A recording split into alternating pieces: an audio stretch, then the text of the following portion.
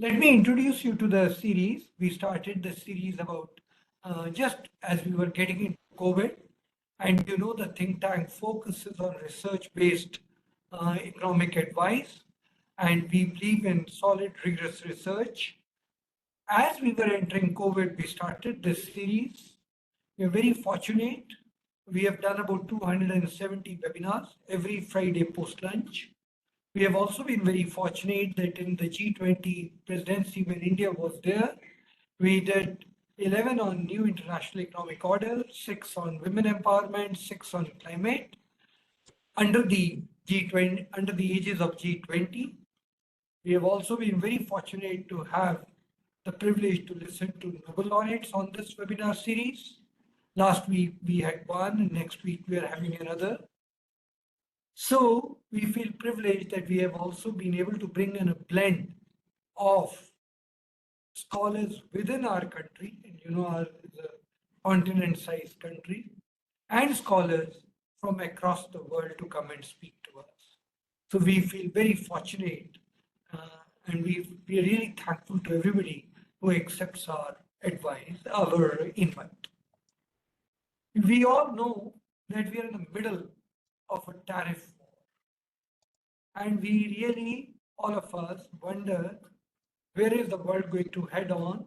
Because most of us, when we were growing up, the walls were being broken down and the world was globalizing, and we only know of international trade, which is without borders.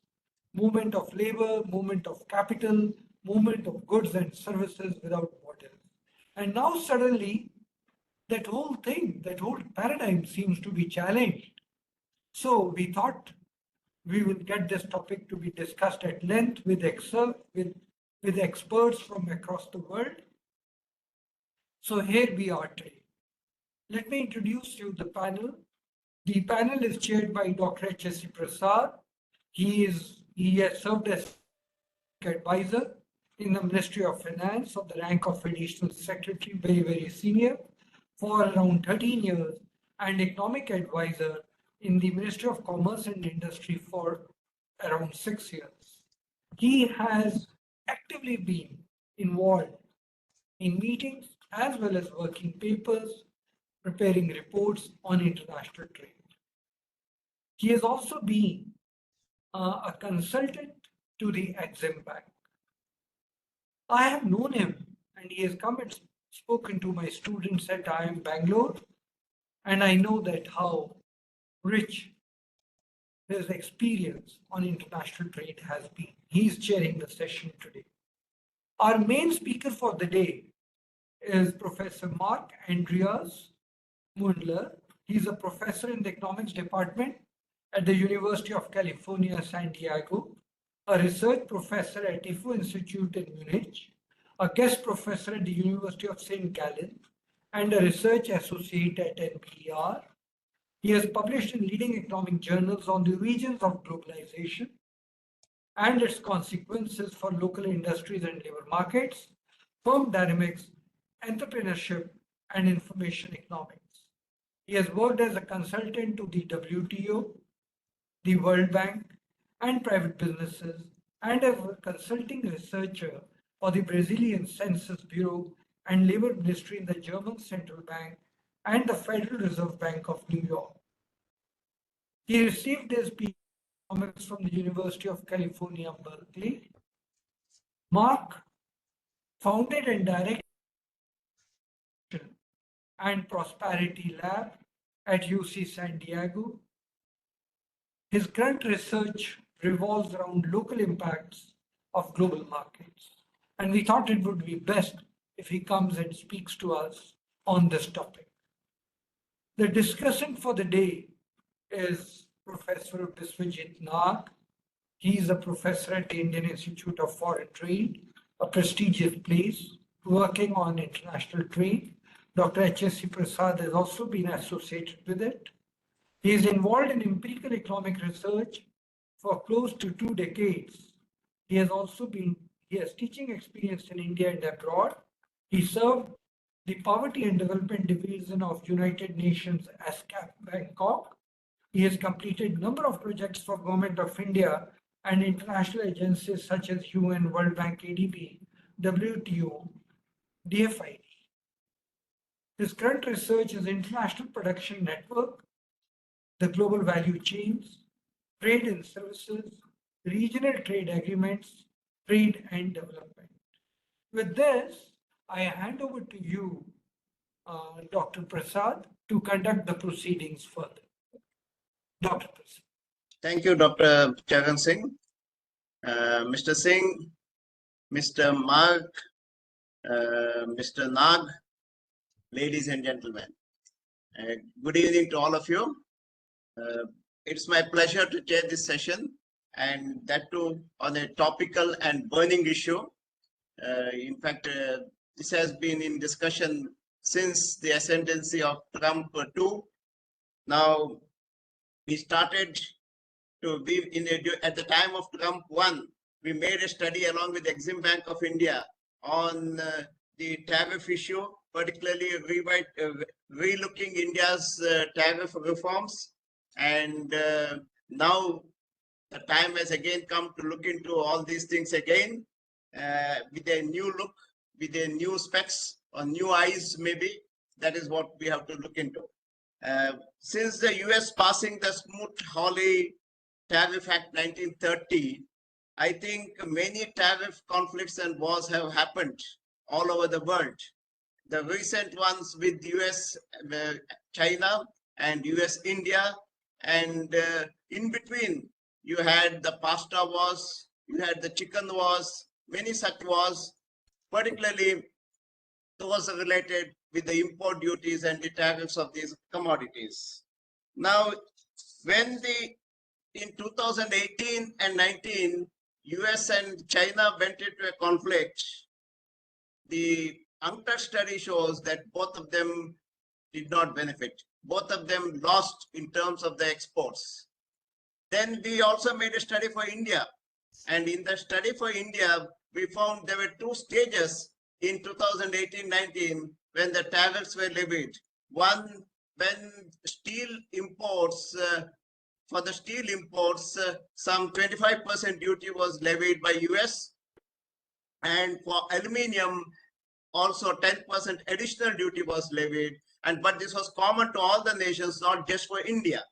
But at the second stage, GSP was taken away from India, which led to tariff being applicable to India for these GSP items. Besides, some items like solar cells also came under the tariff regime because the condition was that as long as GSP is applicable, the duties would be levied on them.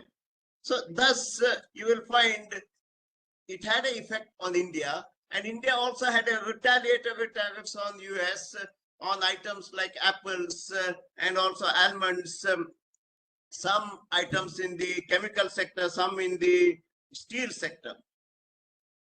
After making analysis, we found that both the nations lost in terms of the exports.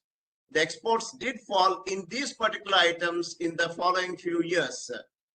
Now, under Trump 2.0, we have new conflicts coming in, but in a new way. And Trump is talking about the reciprocal tariffs on India. And the deadline is also given as 2nd of next month. Meanwhile, negotiations are also going on between India and the US. Now, some ways of solving it is also there. One is the bilateral agreement between India and USA, which is in the offing, and a lot of negotiations are going on behind the scenes. And then in the budget, India also took many measures. In the budget, you will find that the tax rates, their numbers were reduced by India, and it was reduced to something like just 8 now. Earlier it was 24. And then what happened was the surcharge was also taken away, SWS was taken away, and then to please US, the motorcycles duty on motorcycles, particularly for Harley Davidson, was also reduced, and this pleased the US and also the Italian nations because of Ducati being also being under this duty level. So measures are being taken, but still, even today, US is stating that India is having one of the highest tariffs in the world, and that is a main issue for them. And of course, we have to see this in the perspective. Firstly, if we see the applied MFN duties, it is 12% for India. That is the weighted applied duties in 2023. And of course, both the total duty for all the sectors and for the non-agricultural sector, the duties are not less than 10%. And for the agricultural sector, it is not less than 30%. So in a way, the duties are high. But 70% of the tariff lines, which cover about 80% of India's imports, the non-agriculture sector have duties less than 10%. So this fact also should be there. And there's a lot of gap between perception and reality. Besides, the effective duties is another issue. You will find the preferential duties, which is taken account by the effective duties, shows that the weighted effective duties of India is just less than 5%. Well, this is not to say that India should not make any changes in the reforms. There's a need to make a lot of changes. At the 10% duty level or at the margin level, we have many items in which duty levels can be lowered, but the sensitive items need to be looked into. We have got many agricultural items which we have to look into. And in fact, the FTA with Australia is an example in which some sensitive items, particularly in the agriculture sector, were kept aside. I don't want to go into the whole gamut of these issues and the FTA issues because all these need to be looked into. I'm sure the scholars have looked into it and they will speak on this. But I'll just flag 3 issues here. One is, has the tariff wars or the coming tariff wars, will it affect globalization and the global value chains? The second one is, will WTO be irrelevant or FTAs will be the order of the day? And the third thing is, will these trade wars be only in the case of the import duties, that is the tariffs, or would it be extended to the services sector in the form of service trade restrictiveness, or maybe into the IPRs and into other sectors? I'm sure Mark and Nag will enlighten us on these issues. With these words, the floor is now to Professor Mark.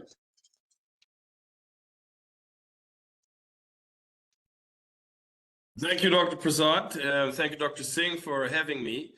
My instructions were to comment on, let me share the slides, the tariff wars and globalization. So I hope I won't disappoint you too much, Dr. Prasad, if I cannot directly address your concrete questions of the change for global supply chains, how the WTO will respond, and to what extent services trade is affected. But I do have some general insight on those issues, if you wish, past my slides, and I'm happy to comment. But my slides don't quite address it. You're, in some sense, surprising me by these 3 questions now. I prepared the comments here mostly based on joint work with my friend and collaborator Simon Evenet. He's now at the business school in Lausanne at IMD, and he directs the St. Gallen Endowment for Prosperity and Trade. We've written reports on how the campaign pledges by then candidate Donald Trump and the executive orders by now President Donald Trump and potential retaliation steps around the world, mainly in Canada, Mexico, and China, would affect outcomes. I apologize. I'm traveling for the past 2 days. I'm also now my department's chairman. So for both reasons, I did not have the chance to carefully extract simulation outcomes for India. But I think it is fair to say that the key focus as to how the trade war will play out is now on China and the 2 neighboring countries, Canada and Mexico, and to some extent on the EU. So I hope my focus is justifiable given the kind of geostrategic environment. So I was given the instruction to talk for about 35 to 40 minutes by Vivek. Is that plan still the same? Dr. Prasad took a little while. So how long would you want me to present? Hello? Yes. I didn't follow. So okay, so I'd go for 35 to 40 minutes. Okay, good. So the big question is, what if the campaign pledges and the announced executive orders and then the potential retaliatory steps by China, Canada, and Mexico, and now the EU, take shape the way that they're announced? In order to answer these what-if questions, rather than study the past, one needs two things: a credible model and a empirical benchmark to calibrate the model to plausible values. We've done both, and I'll come back to exactly how we do it. So in these 35 to 40 minutes now, I'll cover President Trump's campaign pledges when he was still a candidate for, as Dr. Prasad called it, Presidency 2.0, and the executive orders as they're taking shape. The first ones were implemented on February 4th, some then halted. The next round on March 4th, and we are now awaiting the April 2nd deadline as to further steps. The big insights from what the campaign pledges imply is that whatever tariffs the announced pledges imply, they won't restore the manufacturing job losses in the so-called Rust Belt. The Rust Belt is the group of states who've lost in the 70s and 80s already a number of their manufacturing plants. They were decaying and rusting, hence the name. And the same states have continually faced a decline in their manufacturing employment, so they're still called the Rust Belt. The manufacturing job losses just from the 2000s onwards will not be able to restore it from those tariffs. And in addition, that's the second part of the talk, when the trade partners, or now trade conflict partners, retaliate China, Canada, and Mexico in our simulations, then US incomes take a strong hit, and that foreshadows the likely next steps on both sides of the war, so to say. So before I go into the details of the simulations, I do want to set the stage a bit as to what probably motivates much of the initiation of these tariff hikes in the United States. As I mentioned, the Rust Belt states, the key so-called swing states for the electoral votes, they've lost manufacturing employment, but over the last 15 years, that loss has actually stopped, and the level of jobs has basically been stabilized. In other states outside the Rust Belt, manufacturing jobs have come back to the United States. So the kind of political remedy, if you wish, comes 15 years late, and focuses on a job loss that has been mostly concentrated in the 1990s and 2000s, and allegedly being caused by China's strong imports into the United States. Before I show you the graph, let me just caveat it with the following observation.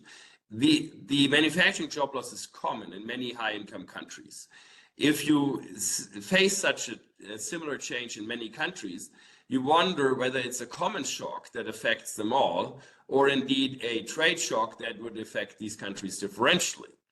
And the candidates for the overall change are probably that there's a strong structural shift towards more services. As countries become richer, services demand increases for, say, healthcare, hospitality services, and other things. Another common factor is technical progress that substitutes lower level, lower skill intense jobs in the manufacturing sector for automated processes. And only a third would, in my view, come trade as the candidate explanation, because trade means countries specialize. So if some countries specialize outside manufacturing, others would specialize in manufacturing. And so if you find a common trend about in most countries, the trade is not a good candidate explanation. I'm in Switzerland at the moment, so let me make one more observation about the Swiss and also the German response to the same trade shock in the 1990s. Here, the China shock, as it's sometimes called in the United States, was also a positive shock. And there are three candidate hypotheses why the US is such a different case from, say, Germany or Switzerland. German and Swiss industries are highly specialized in niche manufacturing industries and products. And for them, China was an export destination, whereas the more mass production-oriented US industries are not as successful in penetrating the Chinese market. Two, the robot penetration or automation level in the 1990s and 2000s had already reached levels that the United States only attained in the 2010s. So when the China shock happened here, many jobs had already gone to automation, and the Chinese import competition wasn't putting them at as high a risk anymore. And third, the industries here are not locally concentrated, or conversely, the regions are not as specialized in few industries as in many regions in the United States. So when a trade shock hits China, it hits Switzerland or Germany, workers move locally between industries, whereas the strong specialization in the US implies the need to regionally move much more. And that has probably caused a much more strongly pronounced manufacturing job decline than here. So at any rate, this is the picture. In the red period, the 1990s to 2010, there was a significant manufacturing job loss from about 18 million jobs to less than 14 million. And that continued after the financial crisis, the Great Recession of 08-09, until about 2010. But since then, manufacturing employment has actually stabilized or slightly increased, and is now at about 12.8, 12.9 million.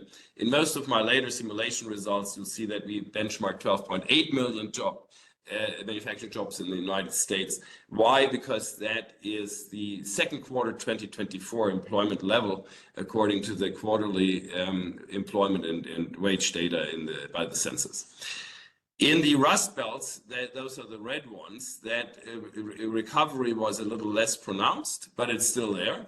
And the important insight here is that the job loss, the dramatic job loss from until 2010, has basically halted. So if you wish, the policies come late, but the unemployment and inequality consequences, of course, linger in the Rust Belt states that are most affected. So that's to just give you a background, what motivates some of the US initiated tariff hikes. Let me now first go to the campaign pledges. Why? I think they still motivate the current executive orders, and they might motivate policies we can expect. On the campaign, now President Trump announced that China would be hit with 60% higher tariffs. That hasn't happened. The first executive order implemented February 4th raised tariffs on China by 10%. And then the second executive order raised them by another 10, so now a total of 20% by March 4. So we are far from the 60, but they can still inform how far the Trump government might go. And in addition, on the campaign, then candidate Trump, now President Trump, pledged that Canadian and Mexican imports would also be affected. Now, the Chinese import tariffs have a consequential manufacturing job gain for the United States. I'll show you in the simulation. The additional Canadian and Mexico tariffs will not create much additional manufacturing jobs, but they will far worsen the adverse income effects on the US. Overall, the strong manufacturing loss from the 1990s and 2000s will not be revertible by any of these measures, however drastic they are announced to be. So let me briefly tell you how do we get to the simulation results that I just quoted, and then go into the details. So as Dr. Singh mentioned, I co-founded the Globalization Prosperity Lab, a research accelerator at UC San Diego. And one of our main assets is what we call the C model, a modern cutting-edge research-based computation model. It's perpetually evolving. We improve it, we make it faster. It can handle 170 industries now. We implement realistic government budgets. Tariffs generate government revenue. Subsidies generate government expenses. So we need a realistic government sector that's not present in most models. We have it in ours. We have rich supply chain relationships for 43 countries, and overall we simulate more than 200 or close to 230 economic units. I call them territories here. Not all of them are countries, but they're recorded. It's a button-ready model, so we can basically simulate upon demand. We use total trade data from the US H.A.C. We use supply chain data from the OECD, and we augmented the model by US state information, in fact, US county information from the county business pattern data. So we can give you rich US-based simulations that go state by state and can basically foreshadow electoral outcomes, or at least the economic consequences by electorate more carefully. And then we predict what happens by industry, country, US state. We have it all: income per capita, trade flows, prices, internal labor markets, and capital flows. And India is in the sample. I just apologize that I did not have the time to extract the exact simulation results for India so far. We can do that at a later stage, and I can communicate with some of you for that. So let me now show you how we first put that C model to work. So we have to define, obviously, scenarios. They might be plausible or not, and relevant or not. That's for you to judge. The policy shifts are fast. The change is quick. So anything we do will be outdated within days, the way the policies evolve at the moment. So what we do is basically develop benchmarks. Let's take Trump not just seriously, but also literally, and use his campaign pledges as orientation marks as to where he might intend to go. So that would be a 60% ad valorem tariff on Chinese imports, 25% on Canada and Mexico. That's essentially been implemented, and then a possible increase of ad valorem tariffs for everyone else in the world by 20%. Steel and aluminum have already been singled out, but other industries might follow, and this is at least what the campaign pledges said. So the way these scenarios are now built up, I'll color code them: blue, orange, and red. And any higher numbered scenario, say scenario 2, includes scenario 1 plus the extra thing, and scenario 3 that includes scenario 1 and 2 plus the extra worldwide tariff. So those are the scenarios I'm simulating, and then I show you what we find in graphs. So here I show on the y-axis, the vertical axis, the increase in manufacturing jobs in given US states and the US average. The US average is all 50 states plus 51st Washington, D.C. I know when we now say 51 states in Canada, the fear is that they are meant, but not in our data. The 51 is Washington, D.C. So what you see here is that on the vertical axis, there is a manufacturing job gain. But on the horizontal axis, we plotted against the change in real wages. So there's a trade-off. While manufacturing jobs come back, they come back at a cost, namely that we increase inefficiencies, we disrupt supply chains, and that comes at income losses of up to 1 and 1.5%, depending on the scenario. The blue dots are the simple scenario where only China is hit, but with a 60% tariff, so that's more than what's been implemented so far. And you can see that on US average, we bring back around 5 point sometimes 51, so somewhere around 250,000 or so jobs. That's a small number.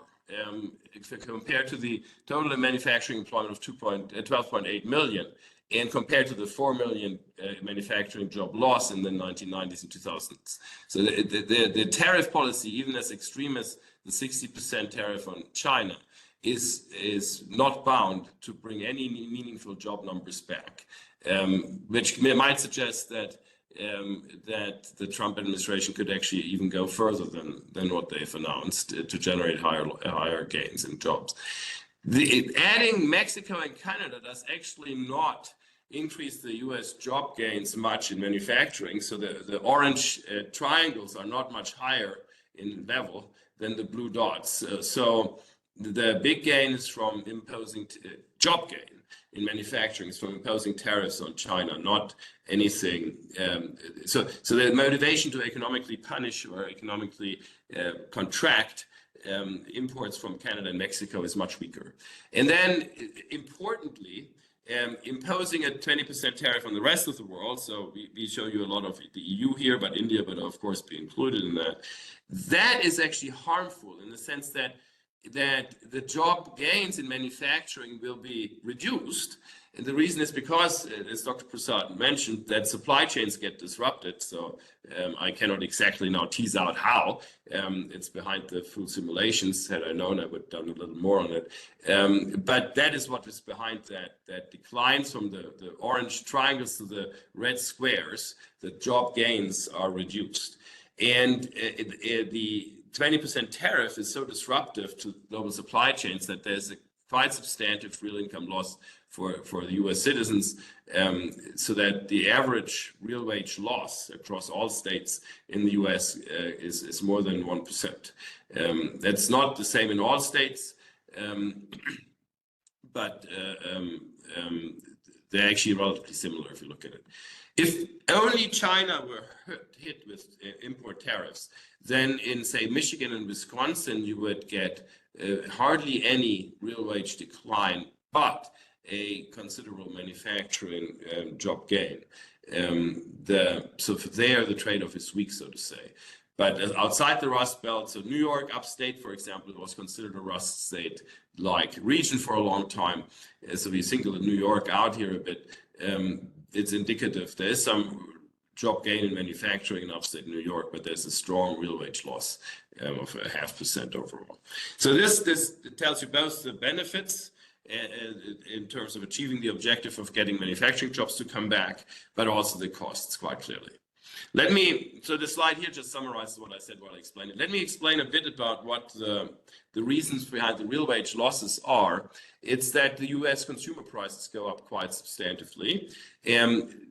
To be sure here, this is not a perpetual inflation like the central bank through increasing its money supply growth would cause. These are one-time price jumps from increasing the tariff ones.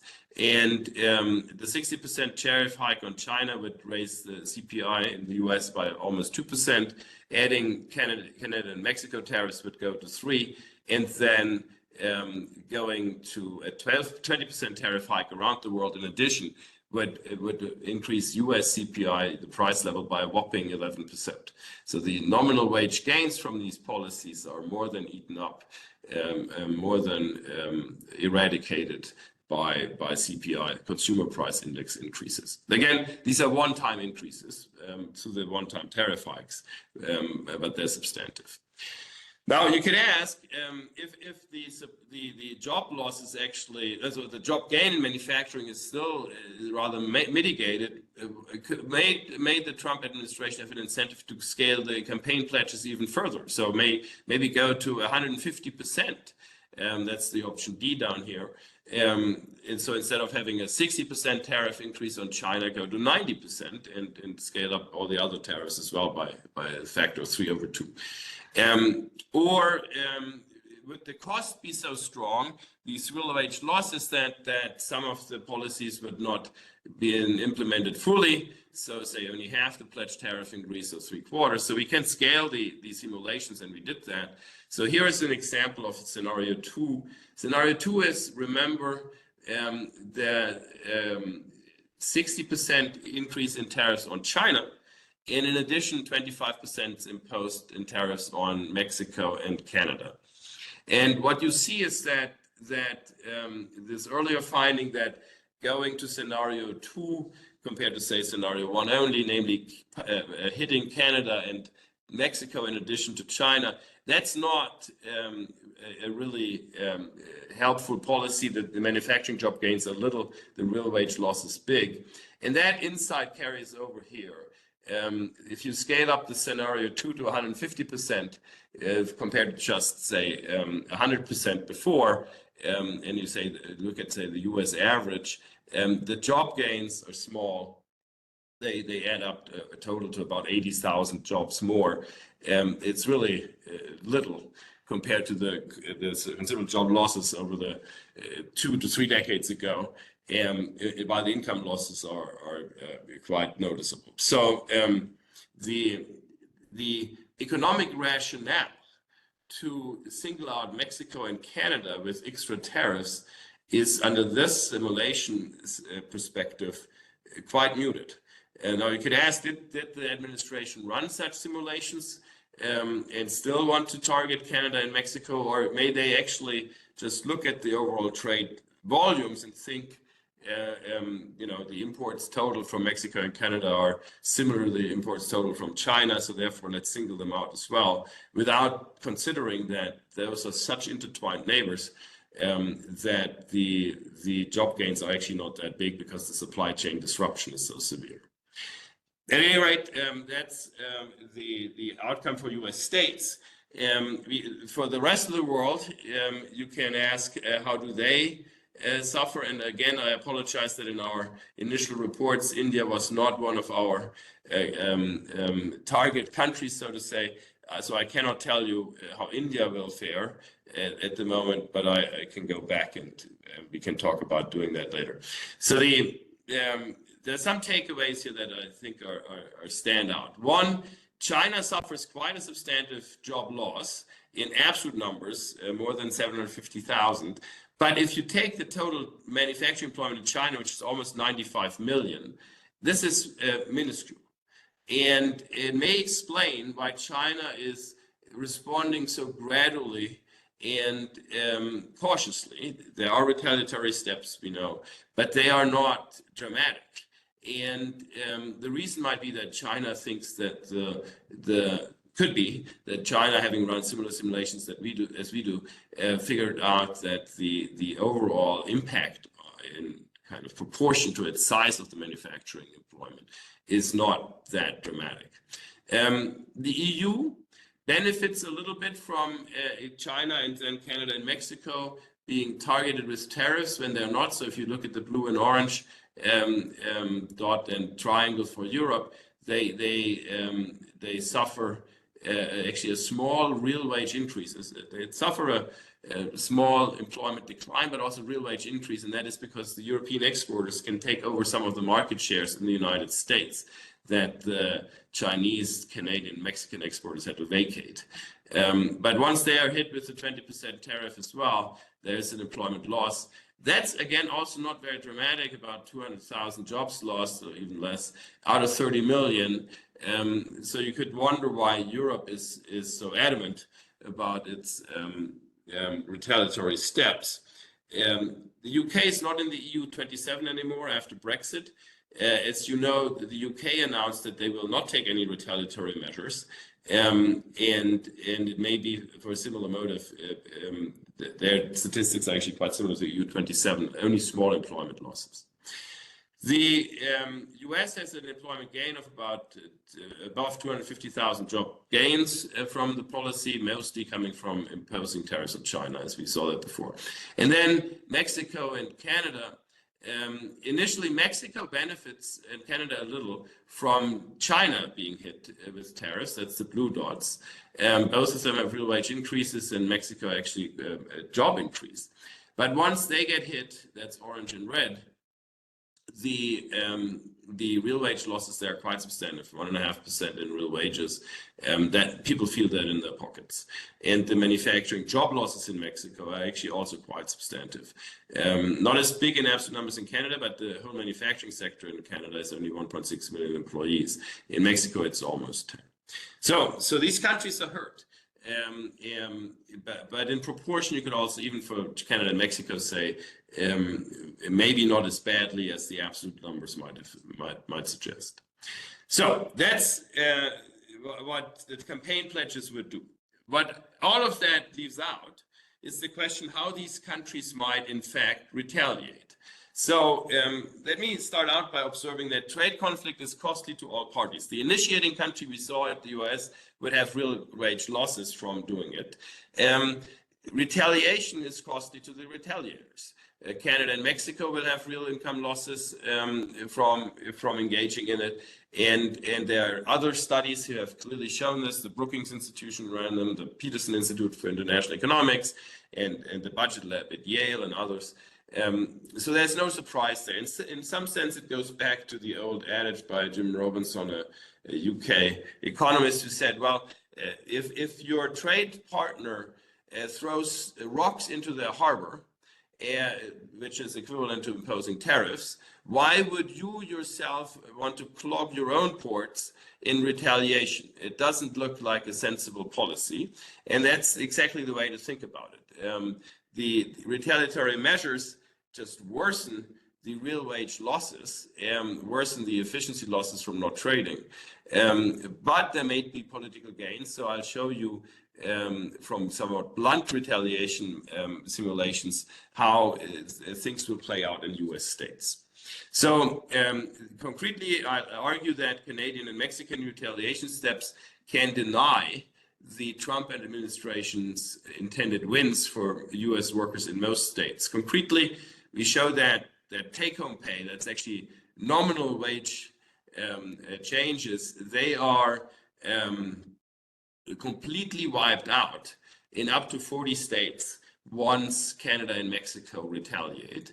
If you then include also the fact that prices increase from the trade war, and supply chain disruptions raise costs, then the prices and the implied more expensive consumer baskets hurt many American families. As I will argue, we simulate rather blunt, rather drastic and tough retaliation measures. We don't think they're necessarily going to come about the way we simulate them. But what they show is that there's a lot of policy space, for lack of a better term, a lot of potential in designing smarter retaliation policies so that Canada or Mexico and others can shelter some of their home industries and still inflict income losses on targeted states in the United States. So let me show you what we do there. So the idea is to apply the C model again, but now with a different set of scenarios. We will only have two. I'll make them blue and orange now. And the idea is to simulate the executive orders that have come into place by now and check what the outcomes are in the US and elsewhere, including the labor market outcomes state by state in the United States. So the increase in import tariffs by 25% on Canada and Mexico is on the books. The United States has exempted energy imports from the 25%. They will only be hit by 10%. And so far, there's a 10% US tariff increase on China from February 4th. And in fact, we didn't know when we ran those simulations yet, another 10% that's not here in scenario one since March 4th. So the scenario one is a little lighter than what actually China has been hit with by now. And importantly, the orange scenario, that's what we now want to emphasize. There's retaliation that can happen. Canada threatened 25% retaliation across the board, and Mexico stated that as a possibility. So we'll simulate that 25% higher tariffs on US imports into Mexico and Canada. And in addition, a measure we anticipated might be taken namely a tax on energy exports to the United States. That is a tax on oil and gas, but also importantly on electricity shipments from Canada to some of the northeastern US states. Maine and I think upstate New York benefit from electricity exports from Canada into their grids. And that the Ontario governor announced that measure, but they retracted on the export tax soon after, because President Trump threatened to increase the tariffs on Canadian goods even further if they levied a tax on energy exports. Anyway, that's what we show, or what we include. And then China, we that retaliate with a 25% tariff just out of symmetry. China is a bit more sophisticated in its policy, so this is simply a benchmark. It's not what China is expected to do.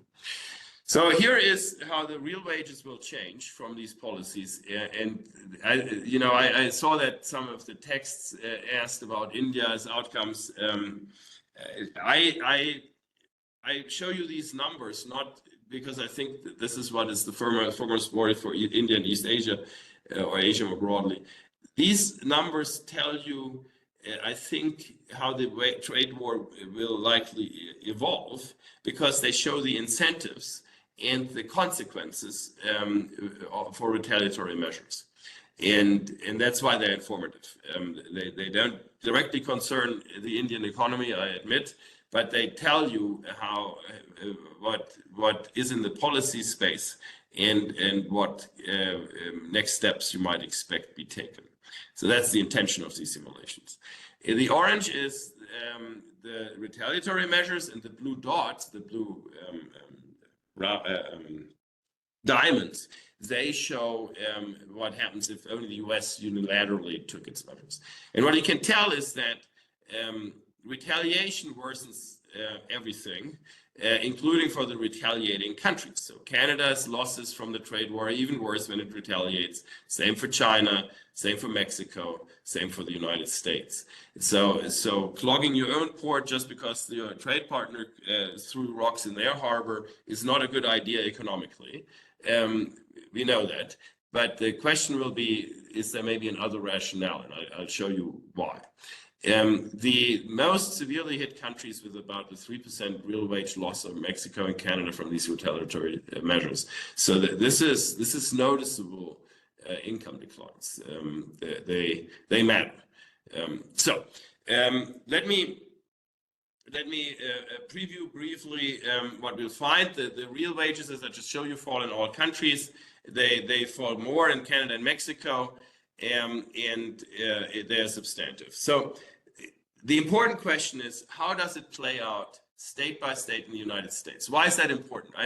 I know it's not important directly for India, but I think it is crucial to understand the incentives for retaliating countries to retaliate, because they might intend to create political outcomes that serve their interest. So here you see that the US unilateral measures reduce real wages most strongly in Wyoming, North Dakota, and least in Indiana. So there's a lot of heterogeneity in the outcomes across US states. Interestingly, in the 5 leftmost states, Wyoming, North Dakota, Alaska, West Virginia, and New Mexico, once retaliation hits the real wage loss is not as bad. And that's important to know. Why? One, these states do not heavily depend on supply chains, going back to Prasad's question, Dr. Prasad's question. They're not heavily rely on the supply chains from Canada and Mexico. So their real wage losses once the retaliation happens is not that bad. And two, the retaliation measures in Mexico and Canada have as a consequence that US goods that used to ship to Canada and Mexico can no longer as easily cross. Their prices will actually be lower in the United States once they cannot exit, so to say, once they cannot leave the country as easily. They come back to the domestic market, they create extra supply, and that depresses their own price, so that the consumer price inflation after retaliation is actually not as bad as it would be in the absence of retaliation, because many US goods stay back and then go to US consumers at lower prices. So that's an important insight for the heterogeneous response across states. But for most states, real incomes decline, and they decline noticeably from more than 0.5%, in some almost 0.8%. So the district of DC, Washington DC, is most hit. Pennsylvania is also a strongly hit state. So some of the politically salient states are affected quite strongly. And then I think the most stunning and maybe politically most important question is, how do actually the take-home wages change, the nominal wages? And that, I think, is the crucial question for electoral outcomes. People see their take-home pay, and wages go up with retaliation. That's what all the blue dots show. If the wages go up with the US tariff policies. That's what the blue diamonds show. The Trump tariffs on Canada, Mexico, and China protect US industries. Of course, they disrupt some supply chains somewhat, but mostly they bring back manufacturing jobs, and they raise the nominal wage as a consequence. Not the real wages you saw, because the consumer prices also increase a lot and wipe out these nominal wage gains. Yeah? So this is just the wage, not adjusted for inflation. This is nominal wages. And importantly, in 40 out of 50 states, the nominal wage will decline once India, China, and Canada retaliate, the way we simulate them to retaliate. That means that the retaliating countries can target the electorate in the United States with their retaliatory policies and inflict a political damage on the Trump administration, change voters' minds, to be blunt, and in 40 out of 50 states. Some states don't see these nominal wage losses. Again, Wyoming, West Virginia, North Dakota, Montana, Oklahoma, they're safe. Why? Well, because they do not heavily depend on supplies from Mexico and Canada. They do not heavily depend on exporting there either. And the protective tariffs from the United States and then the retaliation in addition actually help them rather than hurt them. But in 40 out of 50 states, in many of the Rust Belt states, the politically salient states, the swing states are among them where nominal wages decline. So that's my prepared talk. Again, I apologize that I did not have specific things for India. I'd be happy to take questions now. Two big takeaways: trade conflict is costly to all parties. The real incomes go down, but there are incentives in the political space for retaliating parties. Essentially, they make the supporters of the trade conflict initiator, the United States government, pay a political price. How much of a price they're then willing to pay is a matter of judgment. And let me conclude by citing the Secretary of Agriculture, Sonny Perdue, what he allegedly said to President Trump in 2017, when then Trump 1.0 wanted to abandon NAFTA, which he ultimately did, but replacing it with the USMCA trade agreement. Back then, Sonny Perdue warned Trump that what abandoning NAFTA would do it basically would hurt a lot of voters in the states that elected him. And he allegedly said, "These are your people, so don't do it." Back then he succeeded. Trump backed away. It's not clear that now there is a new Secretary of Agriculture who would warn Trump in the administration. But what I showed you is that retaliating countries abroad, they can inflict the political price that might ultimately change some of the hand in Washington, D.C. Okay, so that is it from me, and I'll stop here. I'll stop sharing the slides, and I'm happy to take questions. Thank you, Professor Mark. It was an excellent presentation on tariffs and globalization using C model, and hope you will be able to do similar work for India also at some stage. Particularly your analysis on the impact on states in US was interesting, particularly on the Rust Belt states. Thank you once again. So now we'll move to the next speaker, and that is Mr. Nag. So over to you, Mr. Nag. The discussant is Mr. Nag. Okay, thank you, Dr. Prasad, and also I'd like to congratulate Professor Mark for a wonderful and very clean presentations without having any difficulties of the maths behind the CG models. Okay, so that's great. Let me just start with a basic understanding of mine related to this recent move by the President Trump. As well as linking this to the findings of the paper. And then what I'll do, I'll just make some comments on the paper as well. As we know, in basic neoclassical literature, the terms of trade depends on the reciprocal demand. And as the reciprocal demand actually is having an effect on the trade volume as well as the prices. So globalization is actually when it is going back, so more tariffs and more retaliations, then what we expect, the trade volume will go down.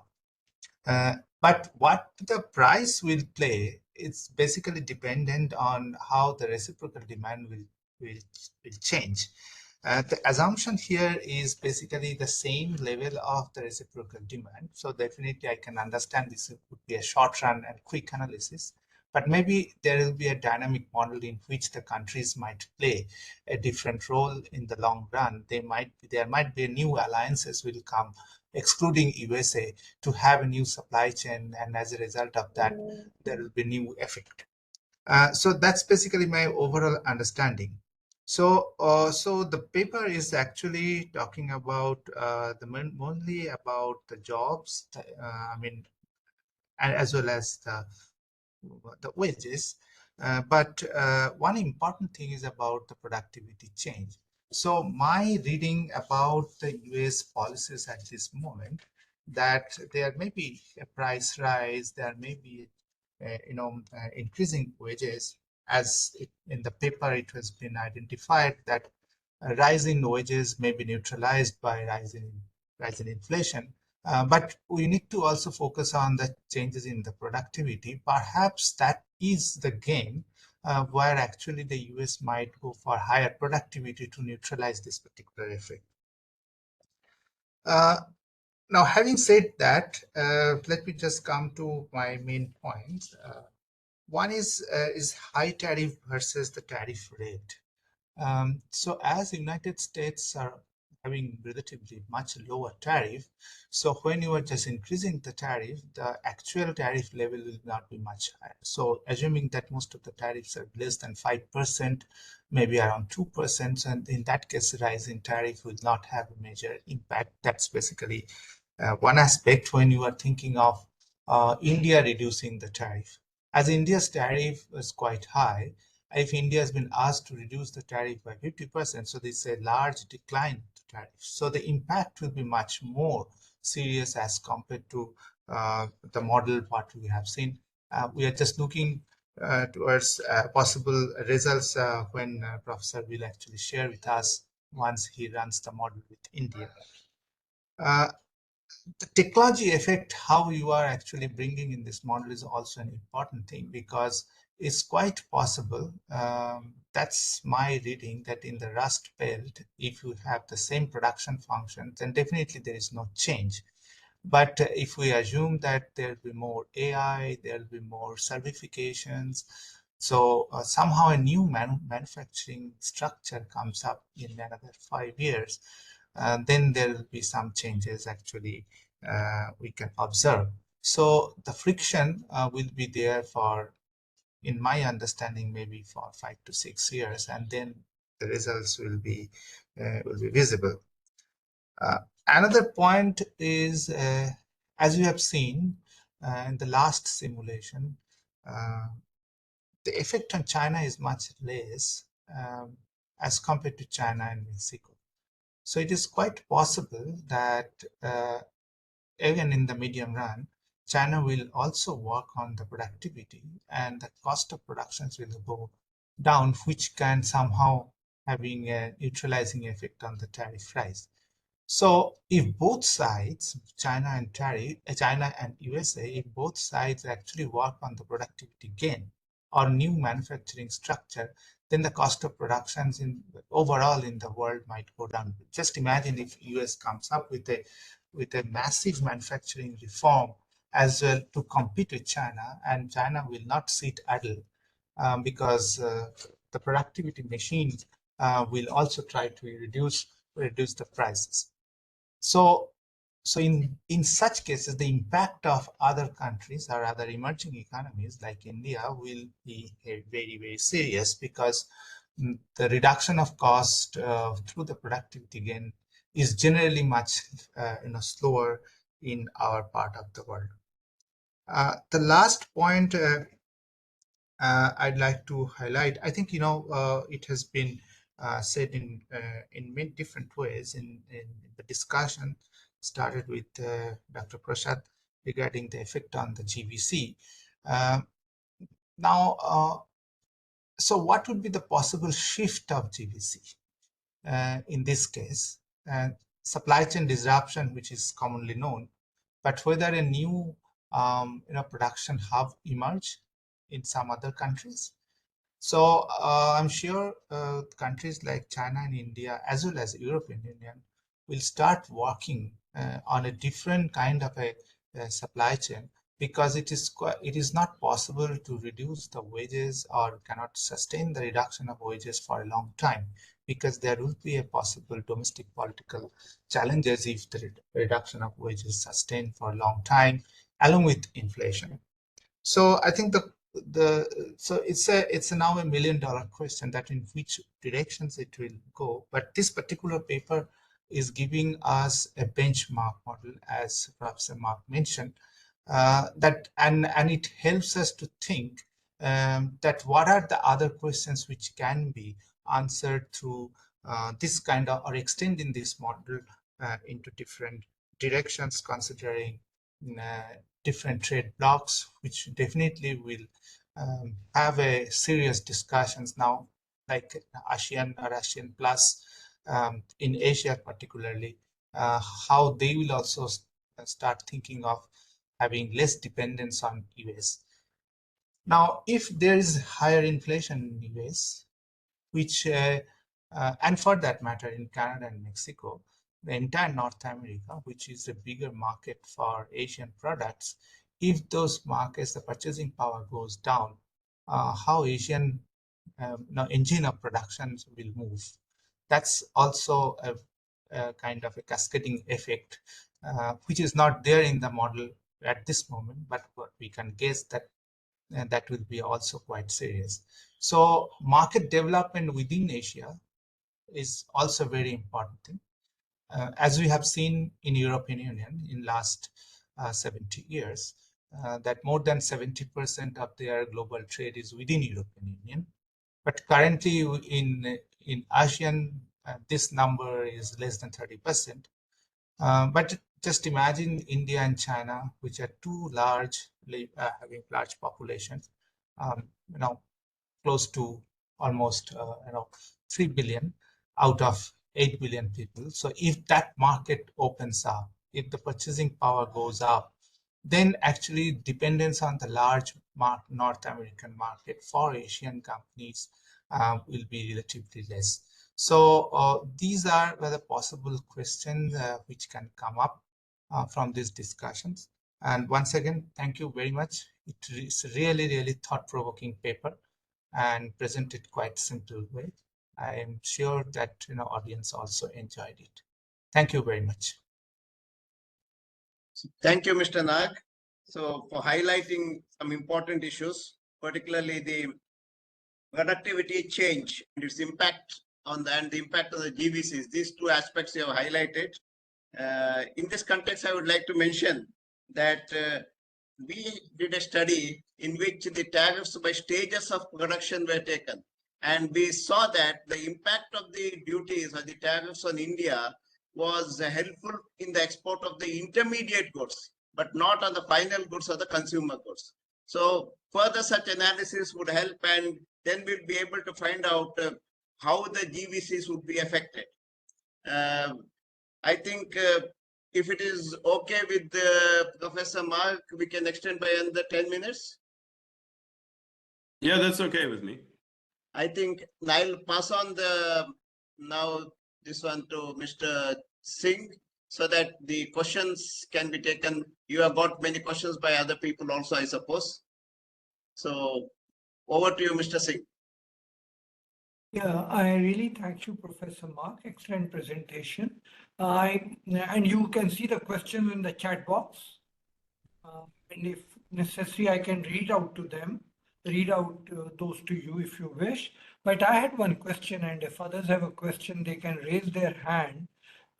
My question was, Mark, if you look at Trump 1, and I'm not a trade expert, not an external sector expert, but as an economist, I saw that the trade volumes did go up in 21 vis-a-vis 2017.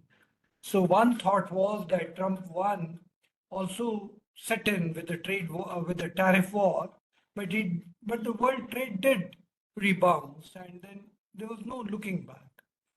So what would be your view on that? And secondly, while you did your simulations, what was the time horizon that you had in mind? Means would over a period of time these declines would take place, or as you mentioned that real wages would fall and the nominal wages would go up. They may bring back some manufacturing jobs in the US, but in other countries, obviously the other countries will be impacted. So what's the time frame in which those simulation results are emerging? Thank you very much.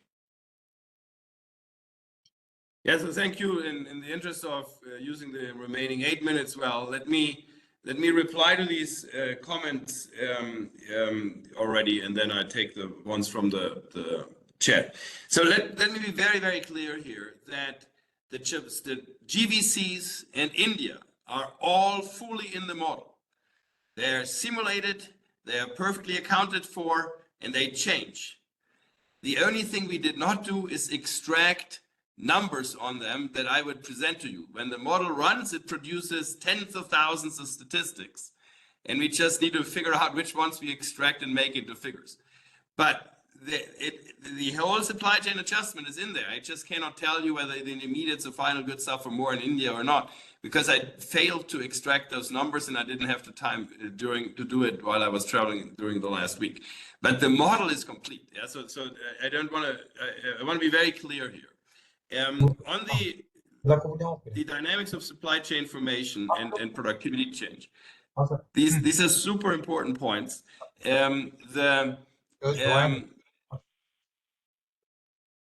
Sorry, is someone else speaking? Yeah. So there are different aspects of productivity change. One is picking the best supplier in the world is an efficiency measure. So tariffs change those choices. The other is the question: does innovation, process innovation, product innovation change its path? And there, of course, you could argue that maybe now the incentives are stronger to innovate more in order to overcome tariff barriers. That's actually not necessarily correct. Think of it this way. The gains from technological innovation are larger the more markets you can roll them out in. So once market access to the United States is weaker, the incentives to innovate are also weaker, because the proceeds from the innovation are smaller. So it is not clear whether productivity will go up or down, and you need a clear modeling framework to do so. Because there's no consensus on that, we ignore it. Dr. Singh made a very important question as to what's the time horizon, and that matters for dynamics. So currently you can think of the time horizon as about a year to two out from here, until all the price and wage changes work their way through the markets. There is a dynamic aspect, not just with productivity change, but in terms of responsiveness. We know that some of the elasticities, especially the so-called trade elasticity, which regulates how easily you can change from a supplier now to a new supplier after a trade shock. Those elasticities change over time. They are highly rigid in the short run, meaning adjustment is small. And then as you go out a month, a quarter, a year, 5 years, the elasticities increase in absolute value, meaning economies become much more responsive and substitute more easily. So the dynamics look different.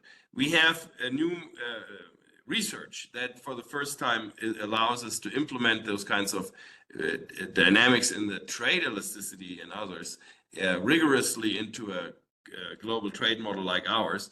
But that's ongoing research, so it's not yet in the simulation. Let me share one last thing, because the question was, what happens to India? And content sharing is now unavailable. Okay. Can you make it available again? I would like to go to one of the slides and say what my hypothesis would be for India if we did extract the data from these simulation runs now. Sorry, whoever is in charge of allowing me to share, could you allow me to share again, please? So while the sharing is still being denied, let me just then verbally summarize. So I showed you a graph on the scenarios in other countries' responses. India, I would project, would be similarly affected like the EU in those simulations, meaning if only China, Canada, and Mexico are hit with tariffs, Indian suppliers will have an advantage to catch the market shares that the Chinese, Canadian, and Mexican exporters can no longer capture. And that will slightly increase exports from India to the United States and slightly raise real income in India. But as soon as the United States engages in a global rollout, it can either take the form of what they call reciprocal tariff increases or industry by industry tariff increases on steel, aluminum, and maybe next the car industry. As soon as there's a global rollout of tariff increases, then India will suffer both a real income decline, which I would project not to be huge, but noticeable, maybe whatever, 0.1, 0.2, 0.3% in the model. And I would think Indian manufacturing industries in the affected sectors would also decline in employment. Again, probably to a small degree in terms of proportion to total employment, but noticeable, similar to what's happening in the EU. As I said, that's in the model. It's included. The GVCs all adjust around the globe. We just didn't extract this number, so I cannot tell you precisely what the numbers are, as I could for the EU, but that is my best guess.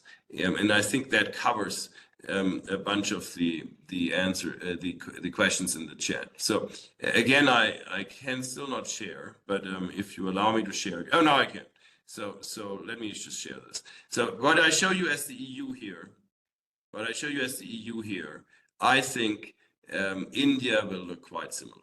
So as long as only blue and yellow happens, meaning China, Mexico, Canada are hit by tariffs, India will be a beneficiary with a net small employment gain and a net small real income gain.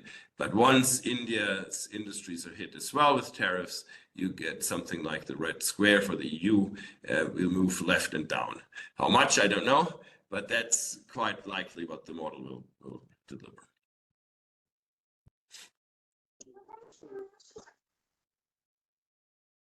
So thank you, Mark. Any questions further than this?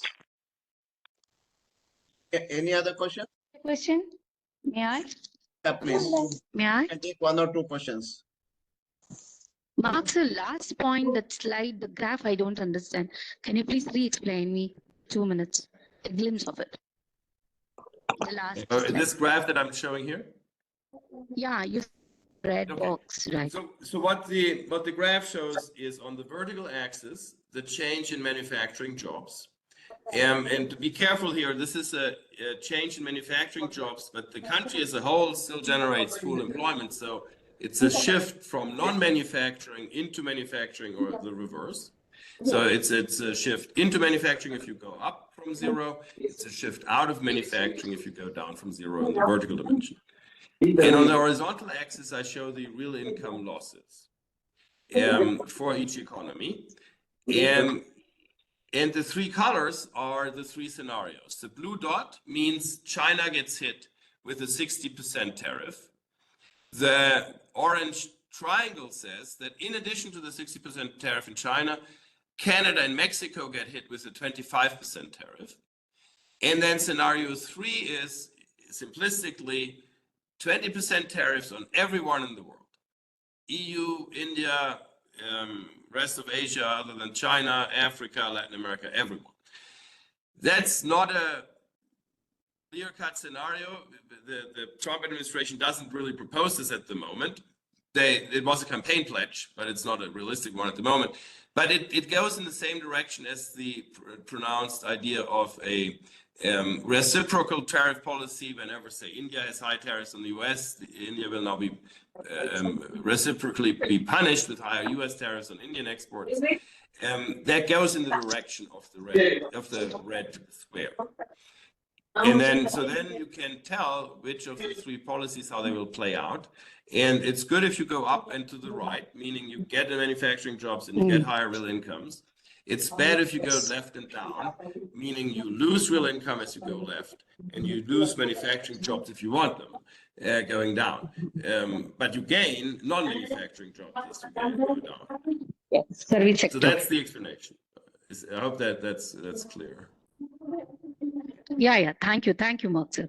If possible, I'll be happy if you share the PPT because it's very, very thought-provoking and a generous data that sensitivity analysis can be done on it and further can be developed a lot based on the microeconomic conditions of the country. But as a whole picture, it was too good. Mr. Singh, I think you can take over now. I must thank you all. First of all, Professor Mark, for having accepted our invite. And then I know despite your heavy schedule, I know you're traveling and you still accepted it because we wanted to do it urgently given the topical issue. So thank you very much for accepting it. I also want to thank Dr. H.A.C. Prasad. He's also away and at a short notice accepted my request to chair the session. And of course, Professor Nag, whom I didn't even give 48 hours to be the discussant in this and said, please come and share his thoughts here. So I want to thank each one of you on the panel. I want to thank the participants for having asked those questions both in the chat box and then live questions here. On next Friday, we are continuing with our journey on international understanding of the international global economy, and mainly the discussion next week on Friday, we are discussing Russia-Ukraine war and what is the motivation that America is looking for the minerals in Ukraine. Very important. And we saw what happened in the White House in the press conference. So we are discussing this issue. We have Professor Barry Eichengreen from University of California, San Francisco, and we have Professor Yuri, also from University of California, San Francisco, discussing this. On April 4, we are going to replicate today's talk on tariff wars and globalization from Professor Sibnam, Brown University. And on April 11, we are going to have Professor James Robinson, Nobel laureate, come and speak to us about role of institutions in growth. So with this, I want to thank you all for today and invite you for our next 4 sessions. Have a great weekend and looking forward to your participation next week. Today's presentation will be on our website by noon tomorrow. So there have been many requests. We will place it on our website. And Professor Mark, if you would agree, I'll place your PowerPoint simultaneously along with your along with the presentation, if you would agree. Otherwise, you are using it throughout. I agree, and thank you again for having me. Let me thank Professor Mark. I never told him that we would look for India focus, and I am sure he would have come more prepared. My whole purpose of this was to look at the global scenario of tariff wars and where are we heading in terms of globalization. And I think he did a terrific job by showing us the global trend. I must thank you, Mark, for that excellent research, the C model, and the implications in terms of employment, inflation, not only for the US, but the major 4 countries and across the world. Thank you for also extracting as much as possible at the last minute for India. That's a very big support. So let me once again thank you all and look forward to your participation next week, and have a great week. Thank you very much. Thank you all. Thank you.